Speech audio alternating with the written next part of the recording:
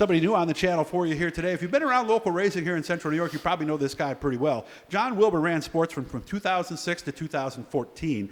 In his rookie season at Fulton, driving in the novice division, he won either 5 or 6 in a row, and that was when Tim Sears was there, Caitlin Heil, a lot of people like that. Also won a feature at Can-Am in a full-fledged Sportsman, but he's been out of racing since 2014, well, at least the driving side of it. He's been working with Dale Caswell. I know for a while he was working at Canandaigua when Jeremy Corcoran ran it, but this year, this 1J that he's leaning on, he's going to be driving it. How we doing, John? Well, I'm doing great. Thanks, Doug. Got to be excited, right? I mean, after watching Dale all these years and having it before, you're back again. Yeah, we're back. We're probably against my better judgment. We're back at it again. So.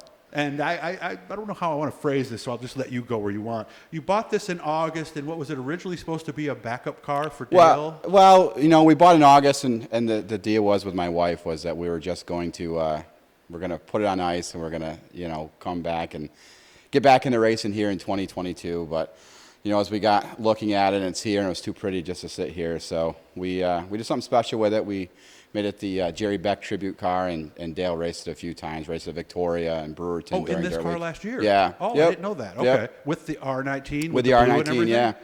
And Jerry, we miss you, man. And, I know your daughter might be listening. We're thinking about him. He was a great guy. So when did we decide to not make it a 119 and make it a car that you would drive?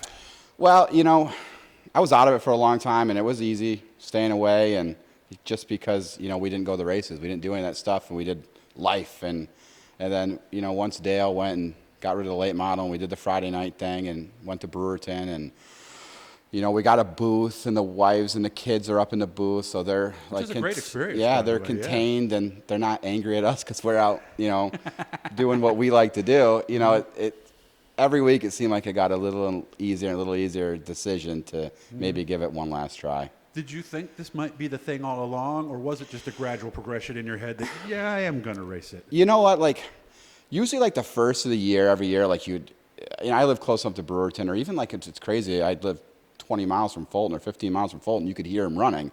And like early in the year, you'd be like, oh man, I kind of miss that a little bit. Yeah. But then it's like a Friday night, and it's like 90 degrees, and I'm on a boat, and I got a cocktail in my hand, and I'm floating, and I'm like, and I hear those race cars go, and I'm like, yeah, you know, maybe this isn't so bad. Yeah. No, but there's advantages to both, obviously. I mean, Absolutely. hanging out on the boat and having a cold one is very relaxing, but there is nothing like that feeling. You're not going to be sitting there telling everybody all week the next week what you did if you're just sitting on your boat, right? Absolutely. And, you know, my son's older now. You know, when we got done, he was 5 or 6, I would guess, and you know, now he's 15, turning 16. So I think it's something kind of cool that he can be involved with back again, and you know, hanging out with Dad. Well, I know a lot of people in a similar situation like this eventually will get out and put their son in the car. Is that something you've thought about? Well, I don't know, in the back of my head maybe, but maybe mom's probably, she thinks a little differently. I understand. I never thought my wife would let my daughter race, but she did, and it's amazing what it did for her. And that's a new feeling of nervousness, by the way, watching your kid out there. Right. You know, I'm sure. So we can't put her through that, watching you and your son out there, right? It'd just be too much. Yeah. All right. So what do we have for a car? I noticed the yellow on the post. You guys can see it right there. That means it's a Bicknell. What is it? It's a 2017 Bicknell. It's got low race count. I bought it from Joe Sabatka. The motor was brand new at the beginning of last year. I think Joe only ran maybe 3 nights with it. Oh, that was it? Yeah. Okay. You know, and then Dale ran a couple nights. So, you know, it's got good stuff. It was on bars, so before we raced it last year, we switched it over to coils. You know, went with a short rod coil pack, as everyone seems to go with. You know, I've obviously never raced something like that, so we'll see how I like it. You know, maybe I'll. Yeah, because you still haven't been in this. Yeah, maybe I'll wish that I left it on bars, but we'll see. Okay, well, everybody has them now, and from what Dale told me anyway, and Dale's over there, he's listening, just tell me yes or no. With the bars, is this a little more like a late model than IMCA than it was with the torsion bars? Or excuse me, with the coils, right, and the short rods? Okay, so you're going to have to learn how to throw it around, but at least you got somebody experienced to tell you, right? Yeah, absolutely. You know, I've been fortunate with racing to be surrounded by pretty good people. You know, I'm thankful for Sammy Reeks and all that he's ever done, you know, first getting me into this, and then you kind of carry that through with, you know, Dale's been around 20 years of racing, so. 2 guys who loved the bottom back in the day, too. You know, Sammy was always on the bottom. So that's, you know, I've never really had to do it on my own, you know, because I always had good backing and good people around me, so. Yeah, but you got the car in here with Dale, so it seems like between the two of you guys, you're going to help him, he's going to help you. Sounds like a great situation to be in. Yeah, you know, I'm not going to race every week. No? You know, that was one of the other commitments I made to my wife. You know, it's just, I'm doing this for fun, and when it becomes a job and as a business owner and the time that takes away, it's tough for me to commit to that every single week. But, I think it's, with him racing on a weekly level and doing a little more than what I'm doing, you can definitely find out what works for him. And just because it works for him doesn't mean it's going to work for me. That's true. And realistically, maybe these coil cars have fit my driving style better. What is your driving style? I mean, we know Dale likes to throw it around and take it in deep if he can. Well, I'm definitely not, the experience as those guys, and probably, got a heavier foot and, want to throw a car around a little bit more, and it just may be just a better fit for me. Okay. So there will be a learning curve you're anticipating. Yeah, I think so. Mm-hmm. All right. Just Brewerton, or might we go to a couple other places? Because usually when somebody's getting back in again, they want to go one track, get that down, and then maybe hit some others. The thing is in a perfect world, I'd love to go to Fulton because I actually love the place. Okay. So we're going to start out at Fulton at that High Banks hold-up deal, in that practice the night before. But, with family and everything, the Friday night deal just makes sense. It does. So, I live like less than 2 miles from Brewerton Speedway. It's kind of crazy not to go there and race on a Friday night. Okay. So looks like the car's pretty close. What are we missing? Yeah, I mean, realistically, it could have been raced till a couple days ago. We started changing a couple things around. Changing the dash out into it. We had to put new belts in it. I had to send the fire bottle out to get recertified. Other than that, I mean, it's pretty much ready to go. Okay, all right.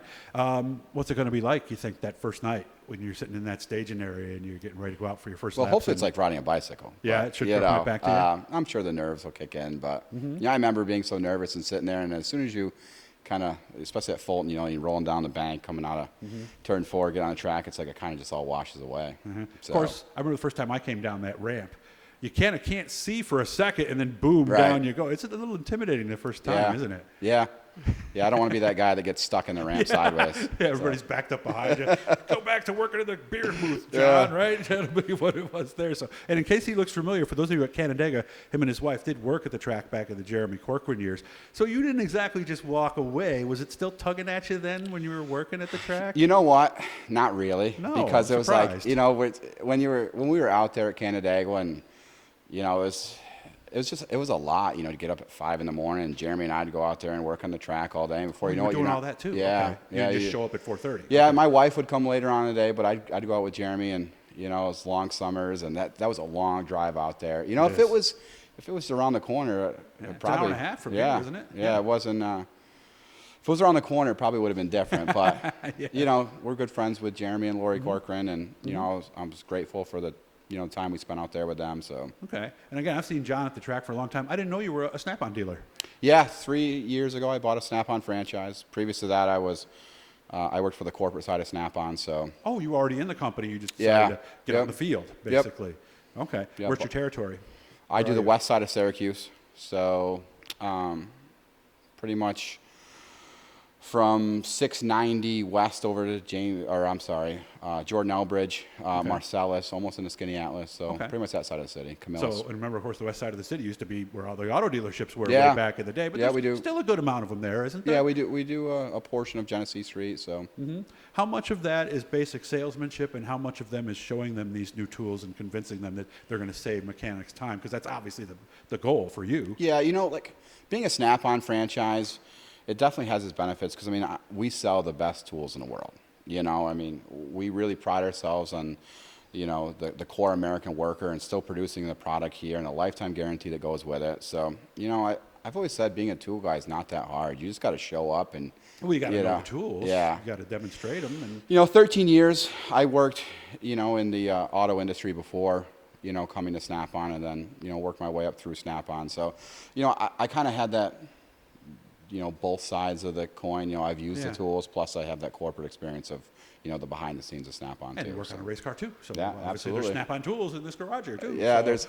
there's quite a few now. How can they find people, and we only got about 30 seconds left, how can people who are interested in seeing you get you to come out if you haven't been there?